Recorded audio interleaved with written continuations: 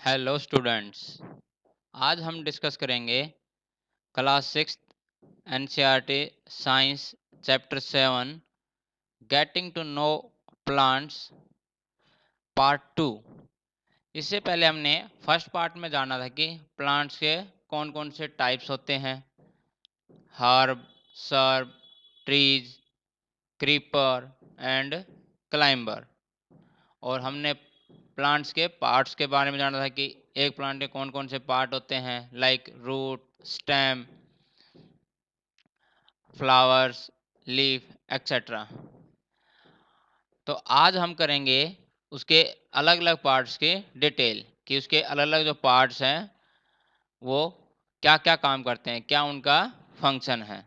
तो सबसे पहले हम डिस्कस करेंगे स्टेम के बारे में। ठीक है, तो प्लांट का एक पार्ट होता है जो वुडी पार्ट होता है, दैट इज कॉल्ड स्टेम।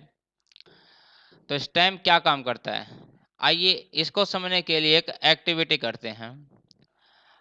हम 3 बीकर लेंगे और तीनों बीकर के अंदर कुछ पानी लेंगे और उसके अंदर अलग अलग कलर की इंक ऐड कर देंगे।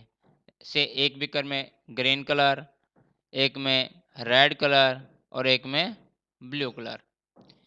इसके बाद हम एक छोटा प्लांट लेंगे कोई, उसको स्टेम से काट लेंगे और स्टेम से काटने के बाद उनको हम उसकी 3 ब्रांचेज लेंगे और अलग अलग बीकर में डाल देंगे जैसा कि पिक्चर में दिखाया गया है। तो कुछ देर बाद हम देखेंगे कि तीनों ही प्लांट्स की लीव्स के कलर में कुछ चेंज आ गया है, जैसा पिक्चर में दिखाया गया है कि जैसे हम ये बीच वाले पिक्चर को यदि हम देखते हैं तो कि उसकी जो लीव्स हैं वो रेड कलर की हो गई हैं, लास्ट वाला उसमें देख रहे हैं ब्लू कलर की हो गई हैं, फर्स्ट में ग्रीन कलर और ज़्यादा गहरा हो गया है। इसका मीनिंग क्या है, ये कैसे हुआ? ये इसलिए हुआ कि प्लांट्स की लीव ने जो वाटर था उस वाटर को अब्जॉर्ब कर लिया है, जो बीकर में वाटर था उसको अब्जॉर्ब कर लिया है। और वो वाटर किसकी मदद से अब्जॉर्ब किया है?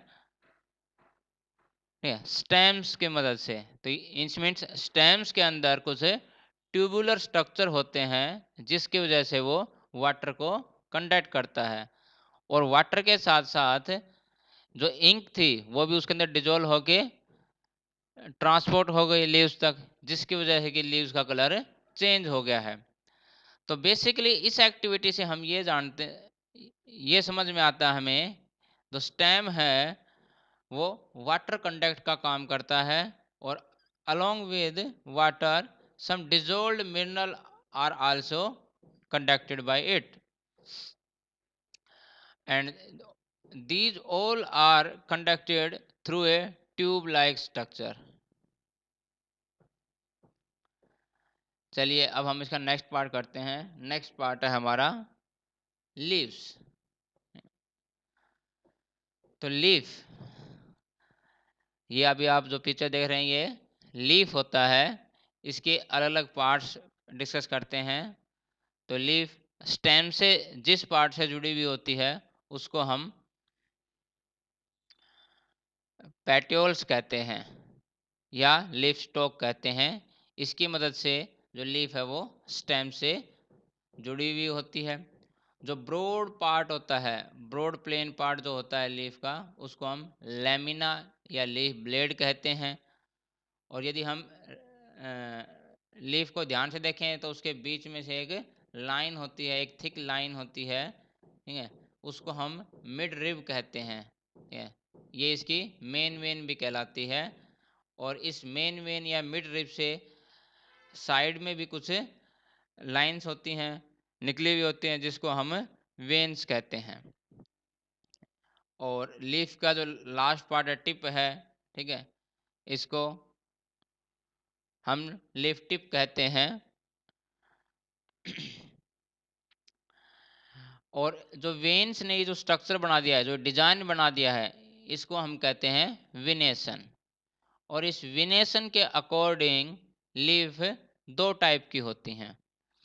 एक तो होता है हमारा रेटिकुलेट विनेशन और दूसरा होता है पैरेलल विनेशन। तो रेटिकुलेट विनेशन के अंदर क्या होता है, यदि रिब्स के द्वारा नेट टाइप का स्ट्रक्चर बनाया जाए, जैसा डायग्राम में दिखाई दे रहा है आपको, नेट लाइक का स्ट्रक्चर बनाया जाता है तो उसको हम रेटिकुलेट विनेशन कहते हैं। और यदि मिड रिब के पैरेलल बाकी वेन्स होंगी तो इसको हम पैरेलल विनेशन कहेंगे। तो विनेशन के अकॉर्डिंग लीफ दो टाइप की होती है, रेटिकुलेट विनेशन और पैरेलल विनेशन। चलिए अब हम जानते हैं ट्रांसपिरेशन के बारे में। ये ट्रांसपिरेशन क्या होता है, तो अभी हम लीफ पार्ट ही पढ़ रहे हैं, ठीक है। तो उसके अंदर एक प्रोसेस ट्रांसपिरेशन होता है। तो ट्रांसपिरेशन को समझने के लिए हम एक एक्टिविटी करेंगे। हम क्या करेंगे, दिन के टाइम जब सनलाइट प्लांट के ऊपर आ रही हो, ग्रीन प्लांट के ऊपर, तो हम एक पॉली बैग लेंगे और कुछ लीव्स को कवर करके उसको हम टाइटली उसको बांध देंगे। और कुछ देर बाद, कुछ टाइम के बाद, 1 या 2 घंटे बाद हम देखेंगे कि उस पॉली बैग के अंदर कुछ वाटर ड्रॉपलेट्स इकट्ठे हो गए हैं। अब ये वाटर कहाँ से आया, तो एक्चुअली ये वाटर है, ये प्लांट्स की लीव्स से हमें मिला है। तो प्लांट्स की लीव्स जो हैं उनके अंदर छोटे छोटे होल्स होते हैं, टाइनी होल्स होते हैं, जिसको हम स्टोमेटा कहते हैं। और जब प्लांट एक्सेस वाटर अब्जॉर्ब कर लेता है तो इस स्टोमेटा के थ्रू वो उसको बाहर रिलीज करता है। और यही वाटर है, यही वाटर इकट्ठा होकर पॉली बैग के अंदर हमें ये वाटर ड्रॉपलेट की फॉर्म में दिखाई दे रहा है। तो इस तरीके से लीव्स के द्वारा वाटर को एटमॉस्फेयर में रिलीज करने के प्रोसेस को ही हम ट्रांसपिरेशन कहते हैं।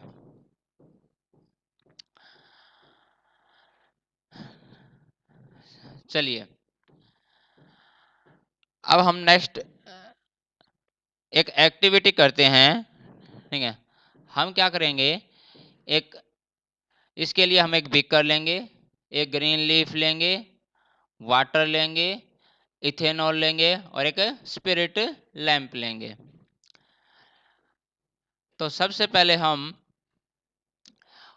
एक लीफ को वाटर के अंदर ड्रॉप करेंगे और उसको अंदर बीकर में रख के उसके नीचे हम स्पिरिट लैंप से उसको गर्म करेंगे। तो उस वाटर को बॉईल करेंगे,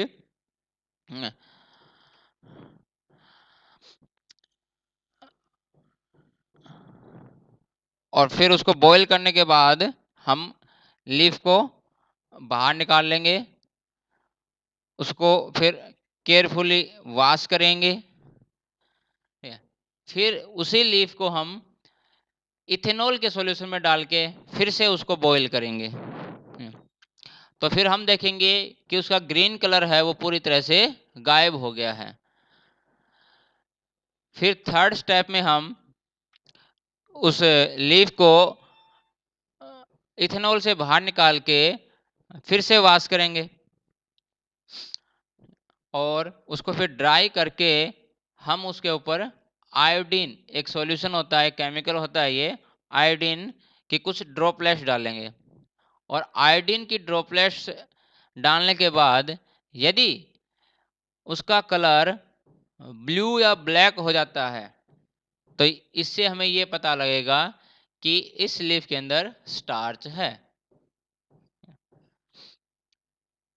अब क्वेश्चन ये आता है कि ये स्टार्च कहाँ से आया। इट मीन्स जो प्लांट्स हैं उन्होंने हवा से कार्बन डाइऑक्साइड और रूट्स के थ्रू वाटर को अब्जॉर्ब करके एक फोटोसिंथेसिस प्रोसेस कंप्लीट किया है, जिसकी वजह से उसके अंदर स्टार्च तैयार हुआ है। तो प्लांट्स के द्वारा अपने लिए फूड बनाने का ये जो प्रोसेस है, in presence of sunlight with the help of carbon dioxide and water is called photosynthesis.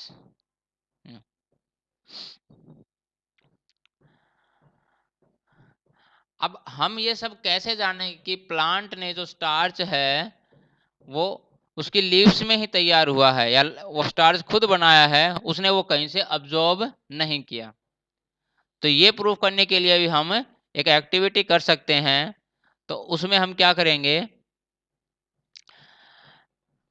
एक प्लांट के एक लीव के एक पार्ट को हम किसी एल्युमिनियम या ब्लैक पॉलीथीन से उसका हाफ पार्ट कवर कर देंगे और फिर उस प्लांट को हम सनलाइट में रख देंगे कुछ देर के लिए।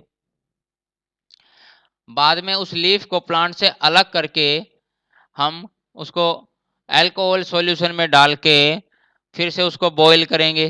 Same process. बॉईल करने के बाद जब लीफ का कलर ग्रीन कलर गायब हो जाएगा तो हम उसको बाहर निकालेंगे, उसको वाटर से वॉश करेंगे और फिर उसके ऊपर फिर से आयोडीन सॉल्यूशन ऐड करेंगे। तो आयोडीन सॉल्यूशन ऐड करने पे हमें मिलेगा, ठीक है, जहाँ पे हमने ये सब स्ट्रिप लगाई थी एल्यूमिनियम की या ब्लैक कलर के कोई पॉलीथीन, उस एरिया को छोड़ के बाकी पूरी जो लीफ है वो ब्लू या ब्लैक कलर की हो गई है। इसका मतलब क्या हुआ? इसका मतलब ये हुआ कि जिस पार्ट पे सनलाइट नहीं आई है वहां पे फोटोसिंथेसिस नहीं हुआ और जिस हिस्से में सनलाइट मिली है उस हिस्से में फोटोसिंथेसिस हो गया है। इससे ये प्रूफ होता है कि जो फूड है वो वाटर ने कहीं से अब्जॉर्ब नहीं किया है, स्टार्च कहीं से अब्जॉर्ब नहीं किया है, बल्कि यह प्लांट्स की लीव्स में ही तैयार होता है।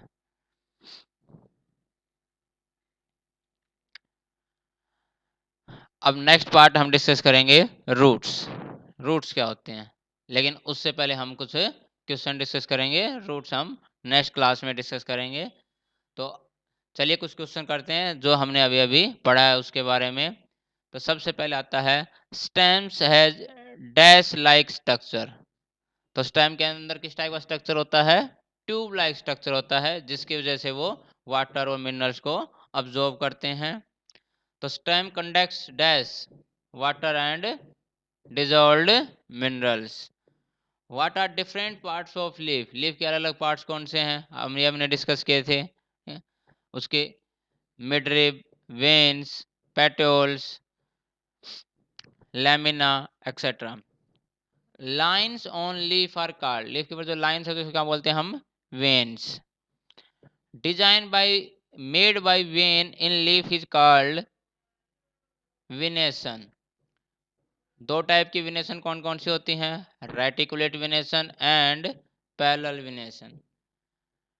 ट्रांसपिरेशन क्या होता है?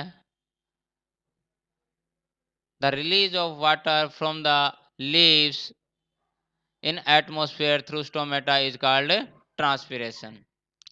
What is iodine test? अभी हमने आयोडीन टेस्ट किया था कि स्टार्च की प्रेजेंस को चेक करने के लिए। कैसे पता लगेगा? यदि हम आयोडीन के कुछ ड्रॉप उसके ऊपर डालते हैं उसका कलर ब्लू या ब्लैक हो जाता है तो उसके अंदर स्टार्च है। What is photosynthesis? तो it is the process of preparing food by the plants with the help of carbon dioxide and water in presence of sunlight. Which gas is given out by plant during photosynthesis? तो photosynthesis में gas का exchange होता है। Plant जो है CO2 gas, carbon dioxide gas use करते हैं और ऑक्सीजन गैस रिलीज करते हैं जिसके अंदर के हम सांस लेते हैं। तो ये एटमॉस्फेयर को शुद्ध करने में भी मदद करते हैं। Thank you friends.